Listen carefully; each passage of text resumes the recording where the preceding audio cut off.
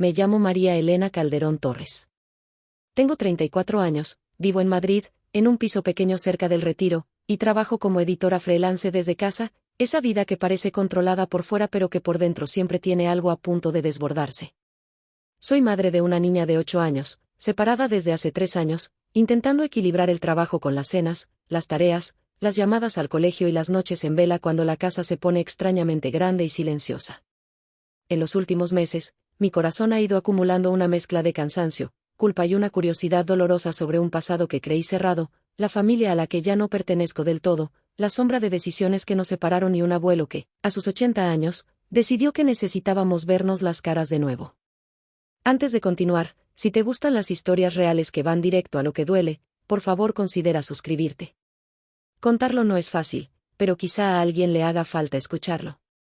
Estábamos los 4, mi abuelo, sentado con esa espalda que ya no se endereza pero con los ojos tan claros que me hicieron dudar de si eran los mismos que recuerdo, mi hermano Javier, siempre impaciente, con esa voz que no perdona silencios, mi hermana Ana, cuya sonrisa ya no alcanza a sus ojos, y yo, con mi hija agarrada de la mano, sintiendo que las maletas no solo contenían ropa, sino rencores, expectativas y preguntas sin responder. Volábamos desde Barajas a Sevilla, un viaje corto, una decisión larga. Mi abuelo había anunciado semanas antes que quería celebrar algo, no dijo qué, y nos pidió que fuéramos todos juntos. Hubo resistencia, hubo excusas, creo que ninguno de nosotros terminaba de creer que eso que se llamaba celebración no fuera otra manera de encubrir una última conversación, una confesión, una especie de ajuste de cuentas con el tiempo. El aeropuerto olía a café recién hecho y a humedad, como si el aire mismo intentara disimular el cansancio de los que viajan. Los altavoces anunciaban puertas de embarque y retrasos, una familia italiana reía en la cafetería, un hombre dormía con la boca abierta y los carritos de equipaje chirriaban con un sonido metálico, infiltrándose en la tensión de mi pecho. Llevaba una camiseta que ya no me apretaba en las costuras de la culpa, y sin embargo sentía el latido agudo en la garganta, temía tanto la confrontación como el silencio. Mi hija, Lucía, mordisqueaba una pieza de pan mientras miraba a la gente con esa mezcla de asombro y aburrimiento que solo los niños dominan. Javier y Ana se cruzaron miradas frías. Javier, más mayor por 2 años, había sido quien más se negó a volver a hablar con papá después de que nuestra madre se fuera. Casi nunca usa la palabra perdón. Ana, por su parte, se convirtió en la que administra el afecto con condiciones, midiendo cada gesto como quien pesa monedas. Y el abuelo, que había sido el pilar invisible, caminaba más despacio, con la mano apoyada en su maleta, como si ese gesto le anclara al presente. Mientras hacíamos el check-in, el agente detrás del mostrador, una mujer joven con una coleta apretada, pidió documentación, miró las maletas y nos sonrió con esa amabilidad que es casi una máscara de hospitalidad. Yo pensaba en las cartas que me prometí no abrir, en los audios que dejé sin responder y en cómo la vida nos obliga a fingir normalidad en lugares donde la gente va y viene sin mirar atrás. Sentí frío en el estómago, un frío que no venía del aire acondicionado sino de la incertidumbre. Me pasé la mano por los labios y noté que estaban secos. Mi hija me apretó la mano con fuerza y de pronto supe que no podía huir, si algo se rompía en ese aeropuerto, sería para siempre. El abuelo carraspeó y pidió una silla. Tenía un folleto de la ciudad vieja de Sevilla, con una foto de la Giralda que parecía prometernos luz. Yo estaba lista para cualquier verdad menos para la que se insinuaba en el rostro del abuelo, una mezcla de decisión y remordimiento que hasta entonces no le había visto. Hoy debemos decirnos las cosas, murmuró como quien habla consigo mismo. Esa frase era una sentencia, y el aeropuerto, con sus anuncios interrumpidos, comenzó a sentirse como un escenario demasiado grande para nuestras vidas pequeñas. María, susurró Ana, casi sin querer, ¿estás segura de todo esto? ¿De traer a Lucía? Sí, respondí. Si esto nos va a romper, prefiero que sea con ella a mi lado. No quiero más secretos que nos sigan amargando. Las palabras salieron con más fuerza de la que esperaba. Miré a mi hermano, sus manos, de conductor de tranvía, no paraban de moverse, sus ojos, duros, esquivaban mi mirada. Habíamos llegado a ese punto donde la historia de una familia se convierte en un conjunto de versiones que no se reconocen. En la fila para pasar seguridad, la gente se movía apurada. Un hombre con tatuajes dejó caer unas monedas, una anciana tejía con agujas invisibles. El control de seguridad olía a plástico y desinfectante. Lucía se subió a una cinta imaginaria y dijo, con esa verdad que solo la infancia permite, abuelo, ¿por qué no nos habláis con normalidad? El abuelo la miró y por un instante su cara se suavizó como si la infancia hubiera borrado años en un solo parpadeo. Pero las palabras no vinieron. Y por primera vez sentí el peso de llevar sobre mis hombros una expectativa que no me correspondía, que yo fuera la que mantuviera la puerta abierta hacia el diálogo. Antes de abordarnos, el abuelo nos pidió que nos sentáramos en la zona de embarque. El murmullo de la sala, las luces fluorescentes y el zumbido de las máquinas de café parecían formar un telón de fondo para lo inevitable. No puedo describir con precisión la mezcla de emociones, ansiedad, esperanza, resentimiento y una especie de cansancio moral que se instala cuando una familia ha sido herida por heridas que nadie quiere nombrar. Mi hija, inconsciente del vértigo emocional que había en el aire, pintaba con su dedo círculos en el cristal de la ventana, mirando los aviones como pájaros gigantes que no cargan equipaje. Antes de nada, dijo el abuelo en voz baja, mientras la gente seguía con sus conversaciones, quiero que vayamos sin prisas. Es probable que salgan cosas feas, y hay que escucharlas. Pero ustedes también deben saber algo, yo no voy a ocultar nada. No me interesa que nadie se vaya con la sensación de que algo quedó sin decir. Esa frase resonó más que cualquier anuncio de embarque. Las miradas se volvieron hacia él, y por un momento todo pareció detenerse, el sonido del motor lejano, el clic de los teclados, incluso el murmullo del aeropuerto se fue apagando como si pasáramos por un túnel y solo quedara el latido de nuestros pechos. Si esto está resonando contigo, pensé, un like ayuda a que más personas oigan voces que duelen. Lo dije en mi cabeza como un amuleto absurdo, casi el eco de aquella primera invitación a suscribirse. No era lo más apropiado para aquel momento, pero en mi interior algo pidió que lo dijera, que esta historia, como muchas otras, necesita ser escuchada para que deje de picar como una llaga que nadie cura. Afuera, el cielo de Madrid era gris, retazos de sol intentando asomar. Dentro, la sala de embarque era una cámara de pequeño teatro donde cada quien interpretaba su papel. Yo me dispuse a escuchar, que no es lo mismo que perdonar, con la garganta en carne viva, intentando no cometer el error de buscar el final fácil. Podría haber huido, subir a un avión de vuelta y dejar atrás a mis hermanos, dejar que el abuelo muriese con su silencio. Pero algo dentro de mí, tal vez la niña que una vez corrió por los patios de la casa de campo y que aún cree que las cosas se arreglan hablando, me empujaba a quedarme. Y ahí fue cuando todos nos detuvimos en el aeropuerto. No fue por la voz de un altavoz ni por un anuncio de retraso. Fue porque el abuelo, con su cara de hombre que había visto demasiadas estaciones, comentó en voz alta, con una calma que desarmaba, antes de que nos montemos en ese avión, quiero que sepan quién pagó el viaje. Hubo un silencio que se sintió como el momento antes de que se suelte una cuerda muy tensa. La gente alrededor nos miró un segundo, como si se tratara de un pequeño incidente en su propia película. Yo sentí el frío bajar desde la nuca hasta el estómago, y supe que lo que viniera después no sería un simple ajuste de cuentas familiar. Había dinero implicado, sí, pero también una historia larga y peligrosa, la historia de a quien pertenecen los gestos, las atenciones y las culpas. Nunca imaginé que una frase, dicha en un aeropuerto, pudiera dilatar el tiempo y obligarnos a vernos las caras con tanta claridad. Recuerdo, con una precisión que muchas veces me despierta a medianoche, como mi madre solía llenar la casa de sonidos, la radio con boleros, el timbre de la tetera, la voz de una mujer que cantaba mientras planchaba. Eso fue antes de que ella se fuera. Antes, la casa olía a pan recién hecho y a lavanda, después, olía a ropas frías y a noches largas. Crecimos creyendo una versión de su partida que a ratos era casi un tácito mandato entre nosotros, mamá nos abandonó por otra vida. Esa versión fue convenientemente simple, como la etiqueta de un tarro. No había matices, ni explicaciones que nos hicieran sentir que éramos hijos de decisiones complejas y humanas. A los 17, yo juré que jamás permitiría que alguien me dejara. Me prometí que cuando tuviera una hija, le daría seguridad, aunque tuviera que vender mis sueños. Pero esa promesa no cura de pronto las heridas que heredamos. Con el tiempo, descubrí, porque la verdad no cabe mucho tiempo en jaulas, que la historia que nos contaron era incompleta. Mi padre era un hombre con hábitos que se parecían peligrosamente a la violencia psicológica, controlaba, humillaba en privado, justificaba con frases que nos hacían encoger. Nadie dijo la palabra violencia en casa, se decían otras cosas, más suaves y tan hirientes, es que él es así, hay que aguantar por la familia. Y mamá, en un acto que entonces me pareció cobarde, decidió irse. Para nosotros fue traición. Para ella, una salida. El abuelo, que siempre ha sido un hombre de pocas palabras y muchas pausas, se quedó con la tarea de custodiar lo que quedaba de nuestra historia. Fue él quien nos crió por temporadas, quien asistía a las obras escolares, quien traía flanes los domingos. Pero con los años, también empezó a resguardarse en silencios. Su voz, que antes contaba anécdotas con gracia, se hizo fácil de ignorar en las discusiones.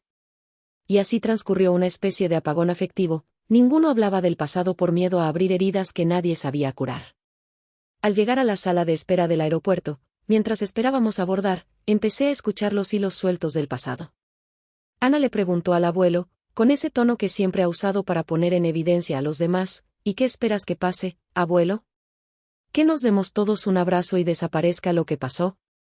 El abuelo cerró los ojos un segundo, como buscando el punto de apoyo en su memoria, y respondió en un tono que se oyó más viejo y más verdadero que cualquier otra cosa. Yo no vine aquí para obligarles a nada. Vine porque creo que hay verdades que no se pueden dejar morir con la gente. Y porque hay cosas que hay que reparar, aunque las manos tiemblen. Javier, que guardaba una rabia que a veces me parecía más una forma de respiración que otra cosa, dijo sin rodeos. ¿Reparar? ¿Con dinero? ¿Con un viaje pagado por quién sabe quién? Sus palabras atravesaron la sala y me hicieron sentir un nudo en la garganta. Yo misma no sabía si quería esa reparación. ¿Qué se repara con un viaje? ¿Una infancia rota? ¿Traumas? ¿Perdón? Lo que sí sabía era que el abuelo, en su voz temblorosa, cargaba algo más que nostalgia, un secreto económico que ahora parecía ser el detonante. Había pasado tiempo desde la última vez que hablé con mamá. La última carta que recibí era una hoja doblada con tinta corrida, disculpas, excusas, una promesa de volver que nunca se cumplió. La memoria guarda rostros por capas, el de la madre que cantaba, el de la mujer ausente, y el de la persona que tomó una decisión que nos marcó. Cuando pienso en sus manos, las veo siempre ocupadas, una mano que prepara la cena, otra que guarda billetes en un sobre. En la adolescencia, encontré uno de esos sobres en el cajón de la mesilla del abuelo, no supe qué hacer con él y lo devolví sin abrir. Fue una torpeza de la que ahora me arrepiento, nunca supe cuántas veces ese sobre había pasado de mano en mano, ni qué promesas escondía. El aeropuerto, con su inmediatez, fue la caja donde todo empezó a salir. El abuelo nos contó que había recibido una carta 3 meses atrás, una carta que no era de mamá pero que mencionaba a mamá. Decía que había alguien que quería reparar algo y que por favor, si era posible, se reuniera con la familia. El abuelo, siempre propenso a pensar que no es prudente hurgar en heridas que pueden abrirse de nuevo, respondió que no era fácil reunirnos, que ya habíamos hecho lo posible. Pero la insistencia fue tal que él decidió, finalmente, aceptar la ayuda y realizar el viaje. ¿Quién envía esas cartas? Pregunté con la voz más suave que pude, como si la pregunta fuera una moneda frágil. El abuelo me miró y, antes de decir nada, miró a cada uno de nosotros. Fue como si evaluara si estábamos listos para una verdad que podría romper más o sanar un poco. Tomó aire, y por primera vez noté cómo su voz se llenaba de una mezcla de cansancio y alivio. Fui yo el que abrió la carta, dijo. Y fui yo quien decidió aceptar. Pero también fui yo quien preguntó, ¿quién va a pagar? Necesitaba saber qué implicaciones tendría, porque en esta familia las cosas cuestan, incluso las decisiones. Y la respuesta fue clara. Hubo un silencio, pesado, incómodo, hasta que añadió, casi como si se disculpara por su propia voz. La carta venía con un sobre lleno. Y dentro había un nombre que no esperábamos. Mi corazón dio un vuelco. No era dinero lo que me sorprendía tanto como la idea de que alguien que pensábamos no quería saber nada de nosotros hubiera puesto manos en el asunto. ¿Quién habría sido tan generoso o tan manipulador? ¿Y quién era? Preguntó Ana, sin rodeos. No lo dije en la carta, contestó el abuelo. Pensé que debía decírselo en persona. Pensé que este aeropuerto, con su ruido y su tránsito, era un lugar neutral para hacerlo. Los alrededores continuaban con su ritmo, un niño corría detrás de una pelota, una pareja discutía en voz baja. Con cada segundo que pasaba, yo sentía como algo en mi interior se tensaba, como una cuerda que se acerca a romperse. ¿Qué nombre? Insistió Javier. El abuelo cerró los ojos, y cuando los abrió, su mirada estaba más clara que antes. Marta, dijo simplemente. El nombre golpeó el aire con la fuerza de una puerta que se cierra. Marta era la mujer que nos había dejado. La pronuncia de ese nombre en el aeropuerto fue como arrojar una piedra a un lago quieto, las ondas se expandieron, y todos nosotros sentimos el impacto. Ana se quedó en blanco. Javier, por primera vez, pareció perdido. Yo, que había imaginado 1000 escenarios, ninguno encajaba con esa palabra. Marta. La mujer que nos abandonó. ¿Ella pagó el viaje? ¿Por qué? ¿Qué motivaciones tendría? ¿Era posible que detrás de ese gesto hubiera verdaderamente un deseo de reparación o solo una forma más sutil de control? La gente alrededor empezó a mirarnos con la misma mezcla de curiosidad y pudor con la que uno mira un accidente pequeño. Pero para nosotros no era un accidente, era la posibilidad de volver a mirar a los ojos a quien nos separó. Mi hija, sin entender la gravedad, preguntó inocente. Mamá, ¿por qué Marta os envió dinero? No pude evitar que mi voz se quebrara al responder. Porque a veces la gente hace cosas para intentar arreglar lo que rompió, dije. A veces no basta con decir, lo siento. Las palabras quedaron en el aire como una moneda que nadie recogía. Por un momento, sentí la tentación de pensar que tal vez la aparición de Marta en forma de sobrelleno era una trampa emocional, una manera de exigir perdón sin mostrar el dolor. Pero cuando miré al abuelo, vi otra cosa, vi a un hombre que hasta el final quiso creer en la posibilidad de enmendar. Y eso me hizo pensar en las veces en que una intención, aunque tardía, puede abrir puertas. Si esto te está llegando al corazón, dejar un like ayuda a que estas historias lleguen a quienes necesitan escuchar que las familias son complejas y que los perdones no siempre son inmediatos. El viaje, entonces, dejó de ser una simple excusa para reunirnos, se convirtió en un escenario donde el pasado y el presente chocaban. En el camino hacia la puerta de embarque, cada uno de nosotros acomodó sus maletas y, sin saberlo, su propio equipaje emocional. Nadie dijo más nada. Nos subimos al avión como quien acepta una operación quirúrgica sin saber si la anestesia hará efecto o si sentirá todo el dolor durante el proceso. El avión rugió, y con ese sonido llegaron las horas que se estiraron. Sentí el contacto del cinturón, la respiración contenida de las personas a mi alrededor, y el suave quejido de un bebé a lo lejos. Sevilla nos esperaba, pero también nos aguardaban las conversaciones que nuestras vidas habían evitado por años. Cuando aterrizamos, el olor a azahar casi me cortó la respiración. Es curioso cómo ciertos aromas son puertas a memorias que creías dormidas. Caminamos por la cinta que llevaba a la terminal como si fuésemos actores que regresan a un escenario conocido. Sevilla nos recibió con su luz cálida y su gente hablando abierto, con la cadencia de quien no esconde nada bajo la lengua. El abuelo había reservado una casa baja en Triana, con azulejos y un balcón donde la ropa tendía al sol como banderas domésticas. La casa olía a humedad y a pasado, y al mismo tiempo tenía esa promesa de posibilidad que un lugar de infancia siempre ofrece. Paredes con fotos descoloridas, un reloj que marcaba la hora en un tic-tac que parecía registrar los latidos de generaciones y una mesa grande que olía a café y a cera. Nos sentamos, y por primera vez desde que llegamos, se hicieron preguntas puntuales. ¿Cómo estuvo la vida? ¿Qué hiciste con tu dinero? ¿Te quedó rencor? Preguntas que en apariencia eran pequeñas, pero que en su base gritaban por respuestas más grandes. La presencia de Marta volvió a ser sombra sobre la mesa.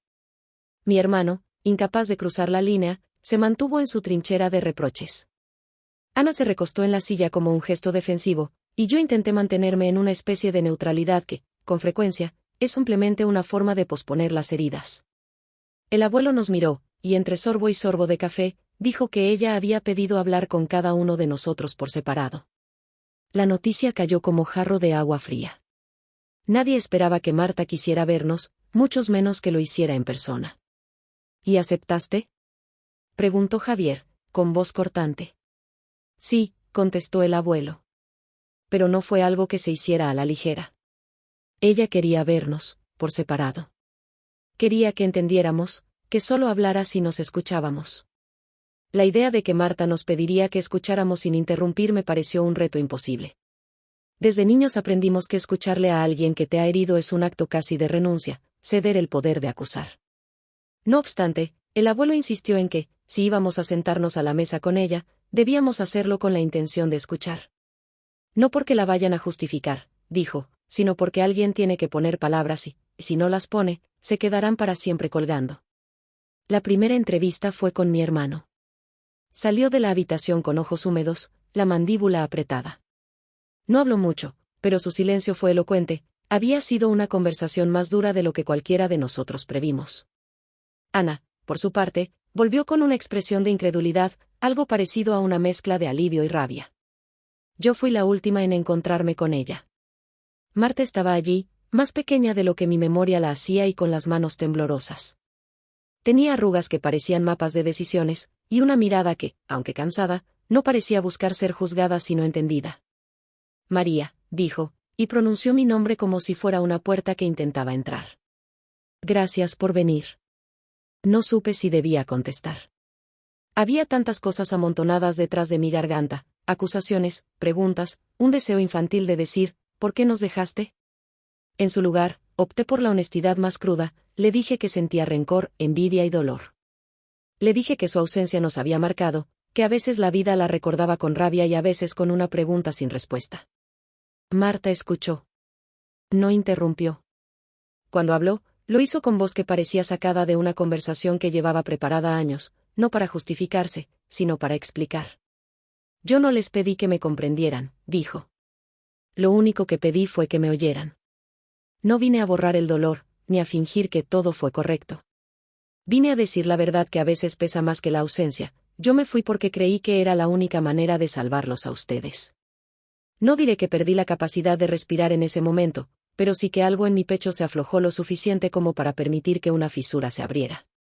Ella habló de noches en las que el miedo le apretó la garganta, de llamadas que no quería hacer por miedo a que su voz se convirtiera en reproche y de un sobre. Sí, un sobre. Uno que siempre llevaba consigo, hasta que el miedo le ganó a la prudencia y decidió enviarlo. No podía venir con las manos vacías, dijo, porque yo sé que el dinero no compra el tiempo perdido, pero tal vez puede facilitar un comienzo. Le pregunté directamente, ¿por qué pagaste el viaje? Esperaba que dijera que fue culpa, o que lo justificara con razones que sonaban a argumento, pero lo que dijo fue algo que me tomó por sorpresa por su simpleza, porque me lo permití. Su voz no estaba llena de justificantes, sino de un cansancio que me pareció honesto. Había trabajado, guardado, y, finalmente, había decidido que invertir en ese encuentro era más importante que su orgullo. La revelación provocó en mí una mezcla indescifrable de cosas, rabia por no habérmelo imaginado, vergüenza por haber idealizado una narrativa que no conocía en su totalidad, y una especie de ternura tardía hacia esa mujer que había elegido pagar con su esfuerzo algo que no podía comprar, el tiempo perdido. Me sorprendí a mí misma pensando en todas las veces que la habíamos pintado como villana sin examinar la complejidad de su decisión.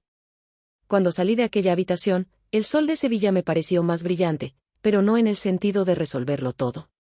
Más bien porque algo había cambiado en el aire, una trama secreta se había vuelto visible. Mi hermano me miró y me dijo, sin rodeos. Ella lo pagó. Y aún así, no sé si quiero saber más. Ana, con lágrimas en los ojos, dijo que aunque sintiera que algo en su interior estaba en paz, no podría borrar años de dolor con un gesto. Y sin embargo, la conversación con Marta, la sinceridad con la que explicó sus motivos, la claridad de su deseo de reparar, nos obligó a reconocer que la historia era más complicada que el rótulo que le habíamos puesto.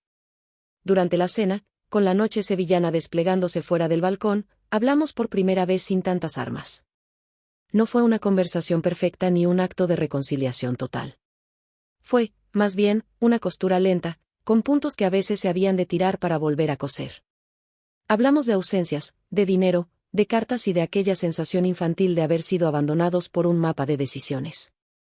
Y, en medio de todo, quedó claro algo que hasta entonces no habíamos querido admitir: el dinero que pagó el viaje no fue simplemente un gesto económico. Fue la forma en que una mujer intentó tocar el pasado, llamar a la puerta de una familia que había decidido vivir como si la ausencia fuera una realidad incontestable. Fue una invitación, con sus límites, a que nos sentáramos a escuchar. Si hasta ahora esto te ha mantenido pegado a la historia, tal vez compartirla con alguien que vivió algo parecido haga que se sienta menos solo. Estoy leyendo los comentarios, y me consuela saber que no soy la única que ha llevado el equipaje del pasado por tantos años. No todo se arregló esa noche. Hubo reproches, hubo silencios largos y conversaciones que nos hicieron retroceder.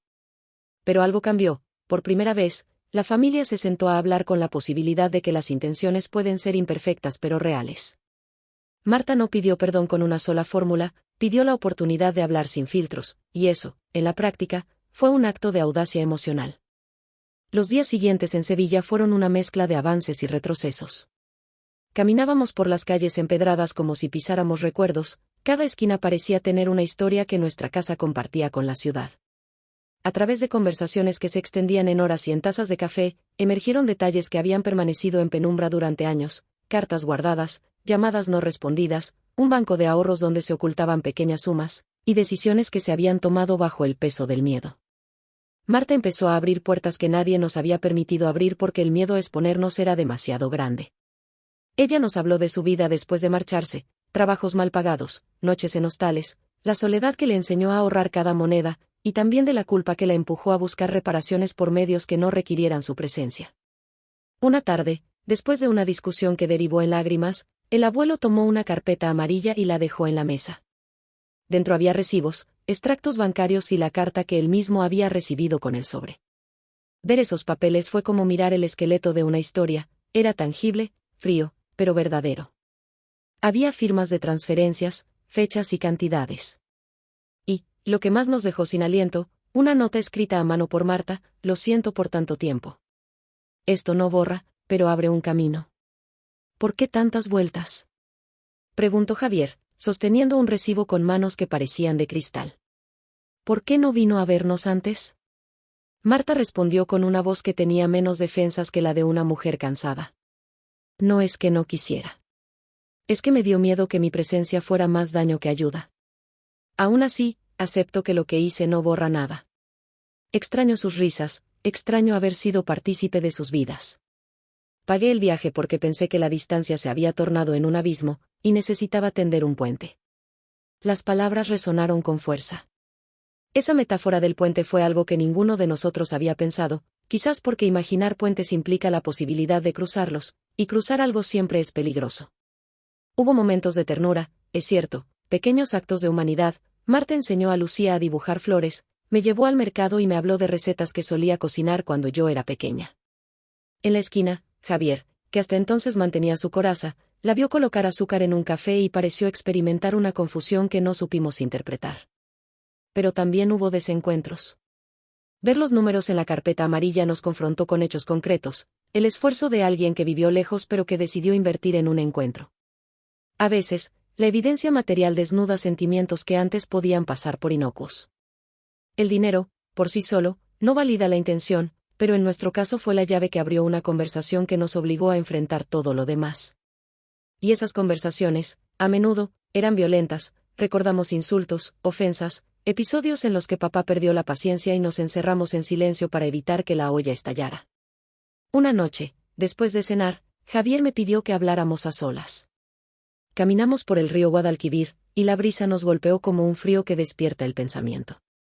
Me dijo que se sentía traicionado, que aceptar la ayuda de Marta le parecía una forma de historial foráneo que pretendía reescribir la narrativa de abandono. Le escuché sin interrumpir, sintiendo cómo su voz se hacía más frágil a cada palabra. Cuando terminó, le respondí con la verdad que he guardado: que yo tampoco sé perdonar de un día para otro, pero que la vida me ha enseñado que a veces la posibilidad de escuchar puede abrir algo que la palabra venganza no sabía nombrar. Tengo miedo, me confesó. Miedo de que si la escuchamos, tendremos que admitir que nos equivocamos al odiarla. O que descubriremos que no hay forma de compensarlo, dije. Pero también pienso que si no hablamos, la vida va a seguir llenándonos de explicaciones incompletas. Las conversaciones nos terminaron rompiendo y recomponiendo a ratos. Marta nos contó de hombres que la utilizaron, de trabajos donde la pagaban poco y, lo más doloroso para mí, que nos vio crecer en fotografías escondidas en cajones de hoteles. Ella nos guardaba en sobres, como quien guarda un tesoro que no se atreve a tocar. En un momento, Ana me confesó que había guardado una carta que nunca envió a mamá. Era una carta de odio que luego se transformó en un papel quemado en el momento en que la rabia dio lugar a un vacío que no supo llenar. El conflicto más intenso surgió cuando apareció la figura de papá en nuestras conversaciones. No porque él estuviera allí, sino porque su sombra aún dirigía nuestras reacciones. Hablamos de cómo se comportó, de sus ausencias, de las veces que justificamos sus gritos diciendo que era frustración del trabajo. Y frente a eso, Marta, con la voz temblorosa, dijo algo que nadie esperaba: que también había sufrido violencia, pero de otra naturaleza, no physical, but emotional manipulation and threats when she tried to live. Fue la primera vez que todo, como familia, tuvimos que aceptar que no todo era blanco o negro. La realidad era un mosaico donde todos habíamos sido víctimas y victimarios en diferentes momentos. En una madrugada, mientras la ciudad dormía y solo el murmullo de una guitarra llegaba desde alguna plaza, me encontré a mí misma llorando en el balcón. tenía la sensación de que la vida me había pedido hacer las paces con fantasmas. Pensé en mi hija, en las noches en las que me despierto asustada, recordando voces que alguna vez me hicieron sentir pequeña. Pensé que la posibilidad de sanar parte de mí también debía incluir la aceptación de que las personas actúan desde sus miedos. Hubo una escena que nunca podré olvidar: el abuelo, Marta y yo sentados en la mesa a las 2 de la mañana, con las luces bajas y un calor que invitaba a la confesión. Marta, con las manos sobre la taza, dijo una frase que me volteó por dentro. No quise que pagara el dinero por culpa, dijo. Lo hice porque cuando me fui, me juré que si algún día podía, arreglaría lo que rompí. No porque eso me convirtiera en buena, sino porque no tolero la idea de dejar las cosas así. El abuelo la miró y, con una voz que había aprendido a contener, dijo: y no se trata de ser bueno. Se trata de ser valiente. Pagar no borra el pasado, pero permite que exista una posibilidad de encuentro. La idea de valentía en este contexto me pareció extraña. ¿Qué valentía se necesita para enviar dinero y pedir ver a unos hijos que has dejado? No lo sé.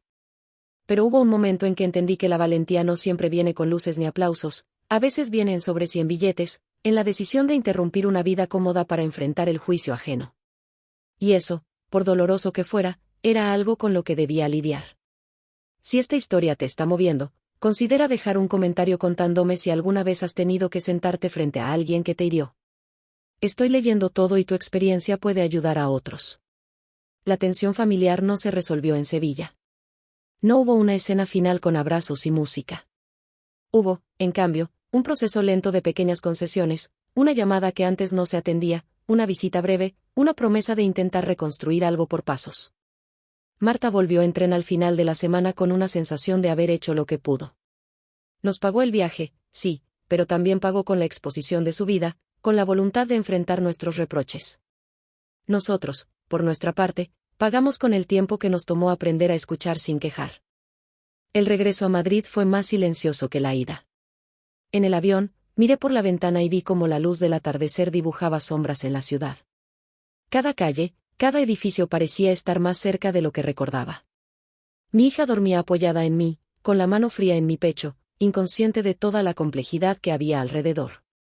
Al bajar en Barajas, sentí una especie de alivio y también una inquietud. La vida real nos esperaba con su pila de facturas, con las responsabilidades y las promesas. Sin embargo, algo se había movido en mi interior. En las semanas que siguieron, las decisiones que tomamos no fueron espectaculares. Marta y nosotros no nos convertimos en familia de películas.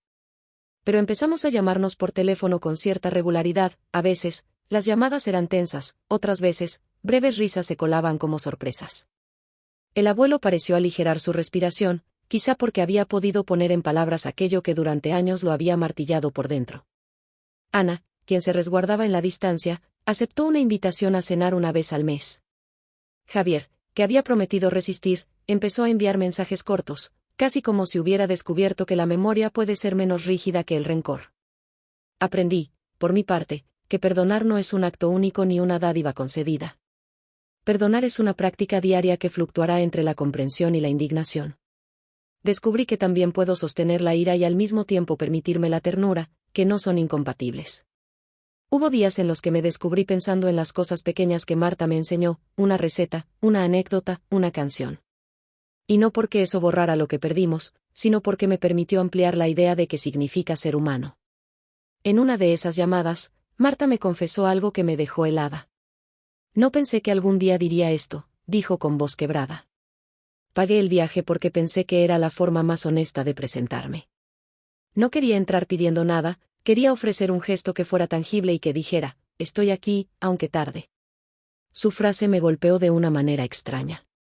Entendí que su gesto, como todos los gestos humanos, estaba lleno de contradicciones. No fue pura nobleza ni puro egoísmo, fue la mezcla rara y compleja de una persona que ha vivido con remordimientos. Esa aceptación me permitió soltar algo en mí, la idea de que las personas son solo una cosa. Me di permiso para ver la ambigüedad en todos lados y aceptar que eso no nos hace menos dignos de opinión ni menos merecedores de cuidado. Con el tiempo, entendí que el avión en el que volamos esa vez fue menos un transporte físico y más un umbral hacia conversaciones que solo se podían dar si llegábamos a la misma sala. El hecho de que el abuelo dijera en el aeropuerto quién había pagado el viaje fue el detonante, sí, pero también nos obligó a aceptar que las soluciones no son instantáneas. Hay quienes creen equivocadamente que basta con un acto grande para saldar deudas emocionales. Yo aprendí que los actos grandes abren puertas, pero quien camina por ellas debe hacerlo con humildad y con paciencia. Si estás leyendo esto y te encuentras en medio de tu propio aeropuerto emocional, suscríbete para seguir escuchando estas historias de mujeres y familias que intentan reconstruir puentes. No prometo finales felices, pero sí verdades. Hoy, meses después, he vuelto a mirar las fotos de aquella casa en Triana. La imagen del abuelo, con las manos arrugadas sobre la mesa y la carpeta amarilla frente a él, permanece como registro de un momento en que la familia decidió ponerse en movimiento. No todo se cerró. Algunas heridas siguen abiertas, y otras se han cubierto con una costura que a veces duele. Pero algo cambió, hay discursos menos rígidos, hay preguntas menos tajantes y sobre todo, hay una disposición a escuchar. La lección que me llevo es sencilla y, a la vez, complicada. Las personas no son monolitos. Las decisiones están hechas de miedo, amor, egoísmo y a veces de la intención de mejorar. Permitirnos escuchar sin juzgar a priori no significa normalizar el daño, significa abrir la posibilidad de que algo nuevo nazca. Y eso ya es bastante. Entendí que el gesto de pagar un viaje puede ser, en ocasiones, la única manera que alguien encuentra para decir, lo siento, sin pronunciarlo. No es perfecto, no es suficiente, pero puede ser el primer ladrillo. La vida me ha enseñado que vivir en comunidad es aceptar el caos emocional y elegir pequeñas prácticas de humanidad, llamadas mensuales, visitas sin expectativas, palabras que se piensan antes de decirse. Aprendí, también, que no todas las familias se recomponen, que no todos los caminos convergen en reconciliación. Pero incluso en los casos donde la distancia se mantiene, existe una posibilidad de comprensión que nos hace menos duros. Cuando pienso en el aeropuerto, y en ese instante en que todos nos detuvimos al oír al abuelo, siento una mezcla de agradecimiento y dolor. Agradecimiento porque la verdad salió a la luz y dolor porque las verdades son a menudo regalos envueltos en espinas. A veces la valentía se traduce en enviar un sobre con dinero, otras veces se traduce en recibirlo con dignidad. El equilibrio es frágil. Terminando esta historia, te dejo con una invitación: si algo de esto resuena contigo, comparte en los comentarios tu experiencia o tus preguntas. ¿Te han sorprendido alguna vez con un gesto que te obligó a replantearte una relación? ¿Cómo manejaste la tensión entre el rencor y la posibilidad de perdonar?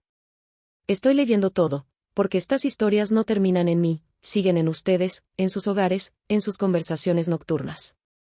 Y si aún no lo hiciste, no olvides suscribirte. Lo que empezó como una confesión en un aeropuerto se ha transformado en un hilo que espero que nos conecte, con todas las contradicciones que tenemos, en la complejidad de ser familia. Al final, aprendimos que el dinero no repara el tiempo perdido, pero a veces abre la puerta para que lo intentemos. Y eso, a veces, es el primer paso hacia la humanidad.